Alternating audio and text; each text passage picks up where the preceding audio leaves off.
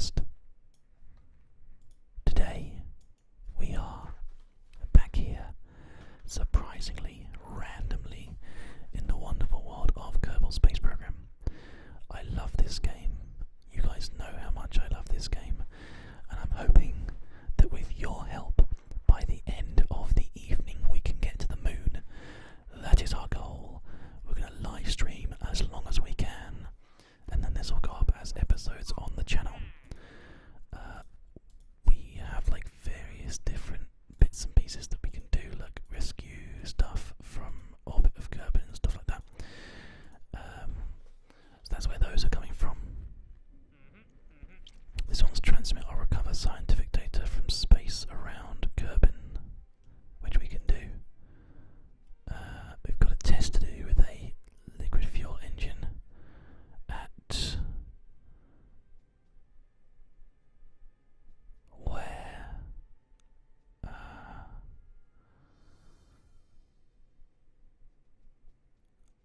Just at the launch site of Kerbal. Just test the liquid fuel engine and the third liquid fuel engine orbiting the moon. Yeah, that's the one that we need to do. Return to Kerbal from a flyby of the moon. So these are the two missions that we need to do. Oh man, this is not... I'm really worried. I don't know if this is going to work, but we can certainly try. There is going to be a collaboration with the ASMR Gamer, yes. We're probably going to be playing Terraria, which is actually pretty exciting, I think. So, first things first, let's go ahead and test, what was it called? The swivel engine. On the test pad, no problem at all. Super basic mission. Let's get the command pod here. Let's get some basic fuel. Let's see what sort of engine it is. This one here is just this literally swivel liquid fuel engine. So we'll get a fuel tank here. Doesn't really matter what it is. That's too small though. Maybe this one. And then we will go ahead. In fact, that's probably too big. I mean, we're going to go less than that. I'm just going to say like this one. Or even, you know what, this one. Just a super basic, super light. And then we'll get the swivel engine on the bottom. We'll go ahead and put a parachute on the top. And we will take this stage, add a stage to it, rocket fire, and then the second part is mission landing. So, let's just quickly do this when we can just about land it, I think. So, back in Kerbal Space Program, if you can believe it. This is pretty awesome, guys. Ooh, I've messed the camera up, never mind. I'm sure you guys will help me as we go. So we don't really need to have that much in the way of throttle being used here. So here's our contracts. As you can see, we will just ever so slightly move the most recent follower thing to like, I guess actually you could probably go like, no, we won't have it up here, we'll just have it sort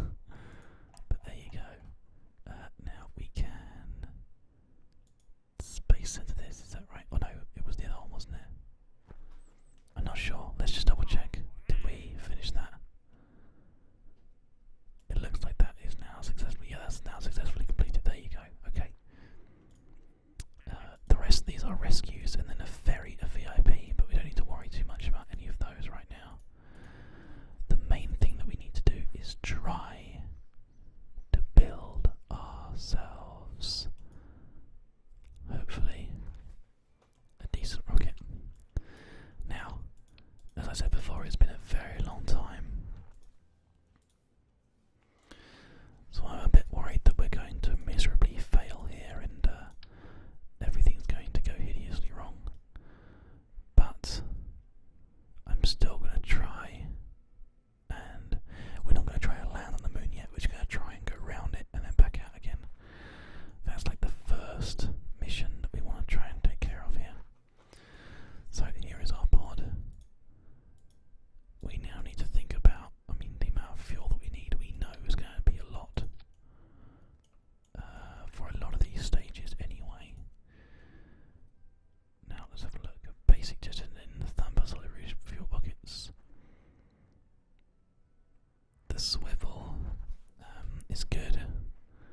The mass is slightly harder. Max thrust is slightly lower. But it's fine for what it is. I guess though technically we're going to probably use this one instead. But that's fine. Let's just have a look. We've got an inline reaction wheel here. We've got a stack decoupler for here. What do we have in terms of stuff that we can use for science? Because that's like one of the most important things right now. Is for us to make sure that we can gather as much science as possible on this mission that we're doing. Launch escape system. That's good. Micro landing strut. We're not landing in the moon today. We will do that. Definitely. It looks like the sciencey stuff that oh no, here we go. Science Junior. That's what we're talking about. So Science Junior. I don't think we necessarily even need this service bay thing, but what we could do is go ahead and pop one of these bad boys inside, I think. Or can we? Maybe we can't. Just open it up and have a look, try. Yeah, we can. I think. Come on, let me just put it in. There we go. So if we want to, we can just have this inside there, but I don't think it's worth worrying about doing that. I think it's really worth us doing the dual thing and just having a couple of these bad boys out like that. Okay, so we are definitely getting there. What I think of the roll up down the stroke, I thought that it was pretty good. They did not do what I was expecting them to do with it. The writing was pretty good, so yeah, I was pretty happy. Have you seen Raw yet? Raw was amazing. You need to watch that if you haven't already. We've also got the Communicatron.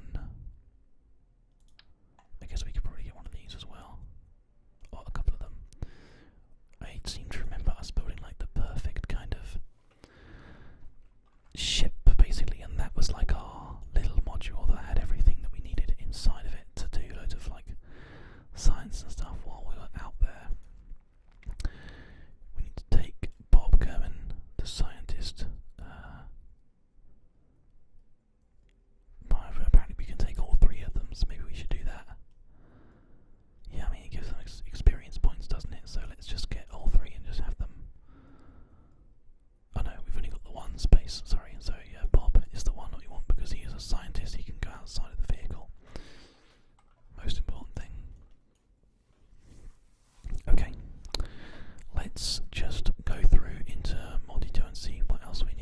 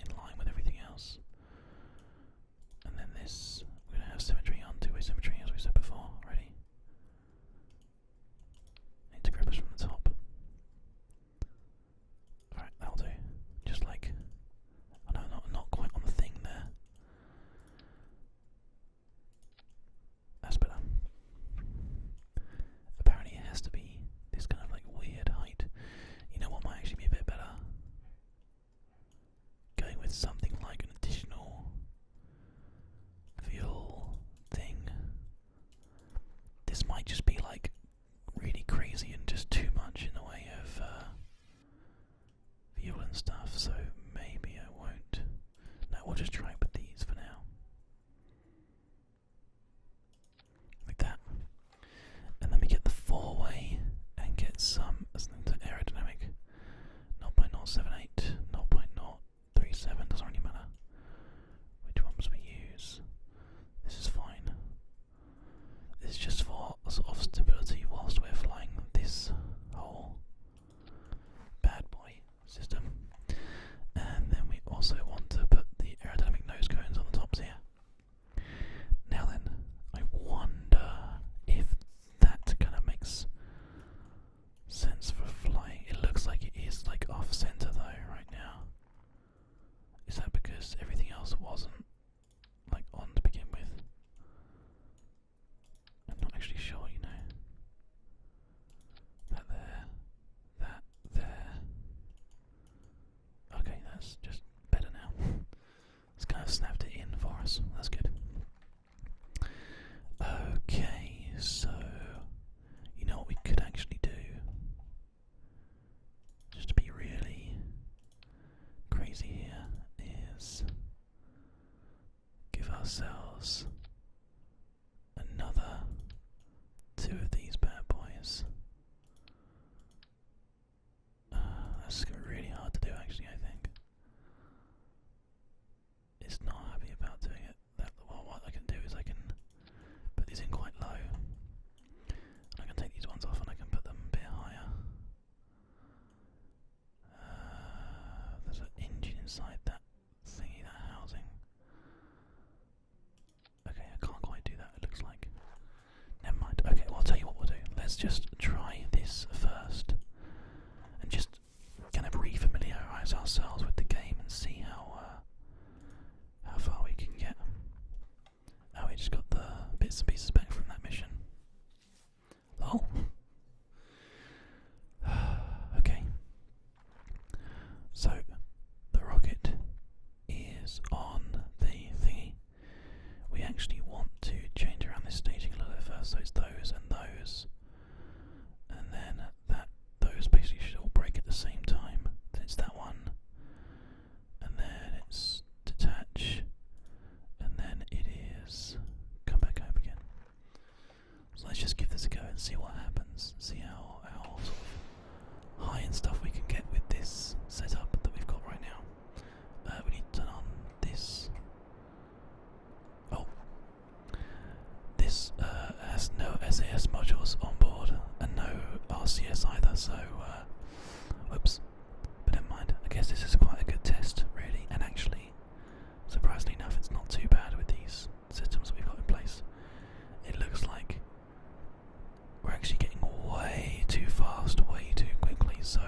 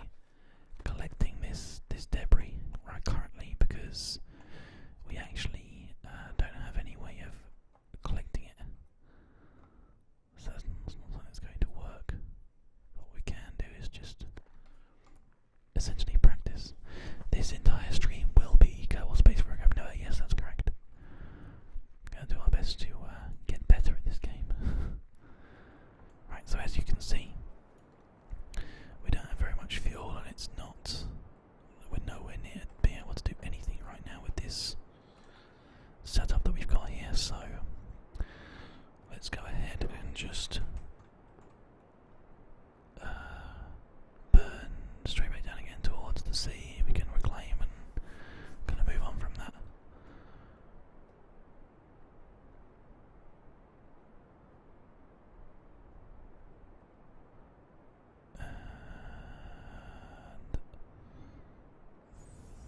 There we go.